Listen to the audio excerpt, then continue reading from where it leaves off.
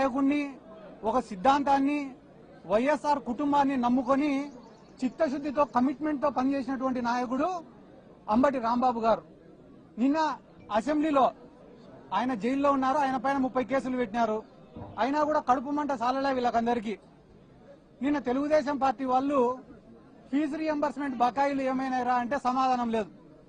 ఆరోగ్యశ్రీ సేవలు ఎందుకు ఆపేసినారా అంటే సమాధానం లేదు.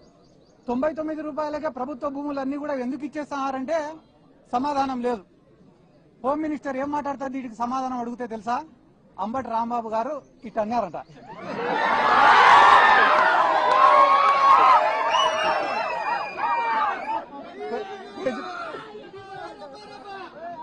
ప్రజలకు ఉపయోగపడే సమస్యలు 100 అడిగితే దానికి సమాధానం చెప్పకుండా అంబటి రాంబాబు గారు ఇట్టన్నారు. అది దేనికి సంకేతం ఇస్తున్నాడు అంబటి రాంబాబు గారు అని అంటున్నారు. చెయ్యి అయినది, గడ్డం అయినది. అంటే ఈ రాష్ట్రంలో తెలుగుదేశం వాళ్ళు చేసేది ఏమరా అంటే మంచి సబ్జెక్టును అంతా పక్కకు దుబ్బేసి పనికి మాలినది ఒక్కటి పట్టుకుంటారు. ఈ రోజు వాళ్ళు ఏమనుకుంటున్నారు టీడీపీ వాళ్ళంటే అంబటి రాంబాబు గారిని ఇబ్బంది పెడుతున్నాం, బాధ పెడుతున్నామని అనుకుంటున్నారు. కానీ అంబటి రాంబాబు గారు ఏమనుకుంటున్నారు? నేను వైఎస్ఆర్ కాంగ్రెస్ పార్టీ కోసం పోరాడతానా, అందుకు నేను గర్వపడుతున్నా అనుకుంటున్నాడు. ఆయన అట్లా అనుకునే రోజులు మీరు ఆయనను బాధ పెట్టేది లేదు, ఆయనను పీకేది కూడా లేదని చెప్పి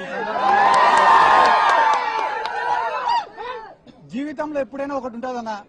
ఏంది రాది అంటే మనం చేసే తప్పులు మనకు చాలా చిన్నగా కనిపిస్తాయి, కానీ ప్రపంచానికి చాలా పెద్దగా కనిపిస్తాయి. అదే రకంగా మనం చేసే మంచి మనకు చాలా పెద్దగా కనిపిస్తుంది, కానీ ప్రపంచానికి చాలా చిన్నగా కనిపిస్తుంది. ఈ రోజు కూటమి ప్రభుత్వం యొక్క పరిస్థితి ఏమరా అంటే పొద్దున్న నుంచి రాత్రి వరకు చేసేటివన్నీ కూడా తప్పులే, అయినా కూడా వాళ్ళ కళ్ళకు అవి కనపడ్డంలే.